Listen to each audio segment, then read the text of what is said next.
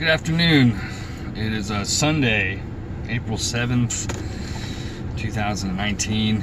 Sorry, this is coming a little late. It's Sunday. I'm doing laundry at the laundromat here. Just sort of kind of having a simple day. Maybe I'll go buy some wood to start on some projects.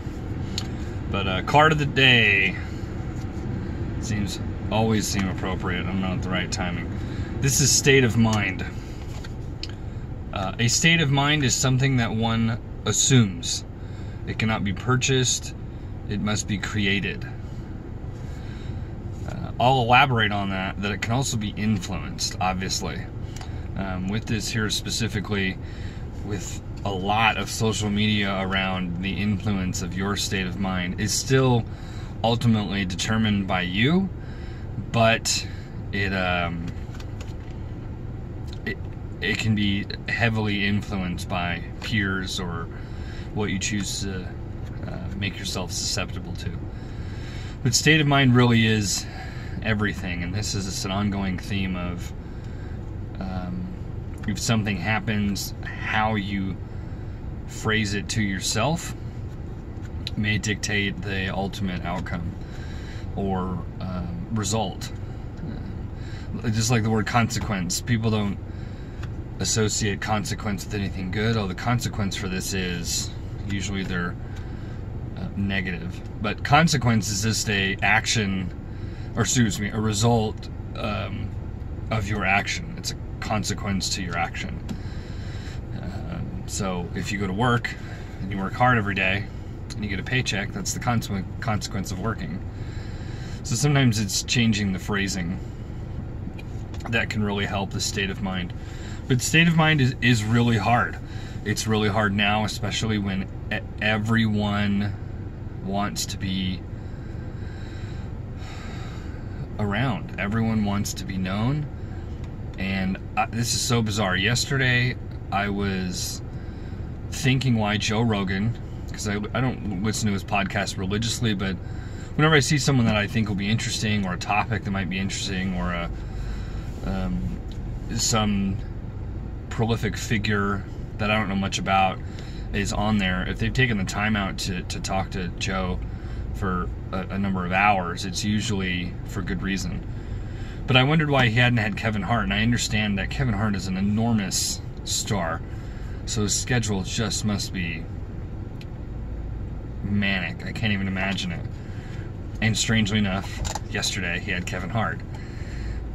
And Kevin Hart, like myself, I've been preaching so long time that we reward the negative. If we see a fight happening, we, as a society, tend to stop and record it to feel good about ourselves that people watch something that we recorded rather than stopping the fight. That's always really sad. So again, where's your state of mind where you're so selfish that you would rather care about the outcome of your notoriety rather than the potential safety of someone who's involved in this confrontation? And that's just never good. I don't think that's ever good. So it's really easy to as they call haters, again, state of mind. I have a friend, he said, for all the haters, here's a throwback it was his truck that he sunk a bunch of money into. But the moment he gave recognition to the quote-unquote haters, he'd lost. He'd already lost that skirmish. He didn't give any, because he immediately exiled everyone who'd given him positivity, everyone who'd helped him out, everyone who'd supported him, everyone who'd gone to events where that truck was a showcase or a showpiece, all the models that had modeled with it.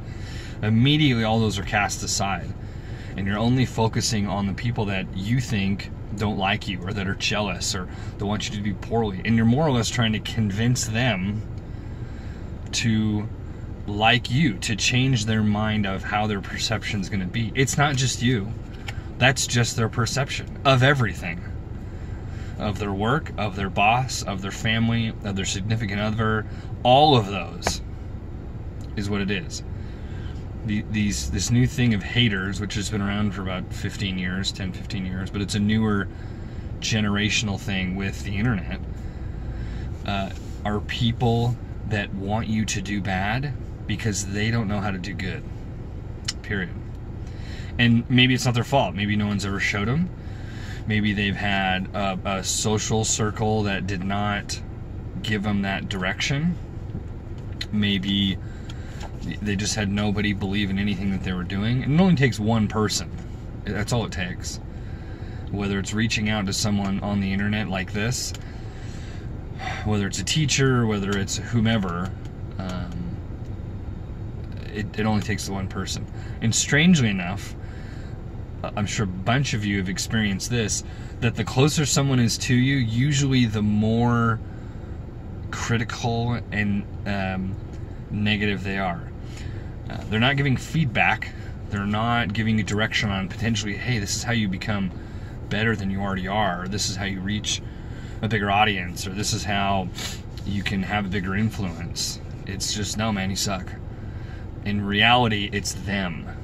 They're pissed at you because you're trying to do something they could never do. So state of mind is forever. It is you never have mastery over it. It is every day choosing who to respond to, how to respond to them, how to influence, how to give back, how can you contribute, how can you be thankful, how can you have gratitude, and all that helps your own state of mind. And those that have experienced tragedy, because we all have, that's when it's tested the most. I'll continue to say this. While things are going good, you're not hoping something goes bad, but you need to have preparation that you will know how to tackle that challenge when it comes. Because it's always going to come. Because things are always changing. No business has ever increased since the beginning of time. All of them have had a crash of some kind, whether it's their fault or not. So be very conscious and aware of that. This is where I feel really bad for a lot of younger people that hit it really big. If you're under the age of 25 and you started to make tens of millions of dollars because of a talent or because you were discovered or whatever it may, I feel really bad for you, because you don't know the true struggle of life. I don't think you even begin to tap onto that door until you're 30. I'm only 35, and I didn't feel like I really hit it until 30. Because your 20s, you're supposed to lose. And it's not you're a loser, but you're trying stuff out over and over and over and over again. And inevitably, you're trying to find something that goes, oh, I really want to do this forever. Some people hit it younger. Most people got to wait till they're older. But in the 20s, it's your opportunity to go back and forth on that. It's to lose consistently. So, and that's test your state of mind. That builds that state of mind. So don't let anything from your past, don't hold on to it so much that it drags you down now. And don't be so critical on yourself if your marker of your future you didn't achieve in a duration or in a capacity that you thought you would right away. It's a long time, man. So I know this is a little longer than normal, but keep your state of mind right. Enjoy your Sunday. Like or share. You never know who you're going to help. And you'll be seeing me tomorrow morning.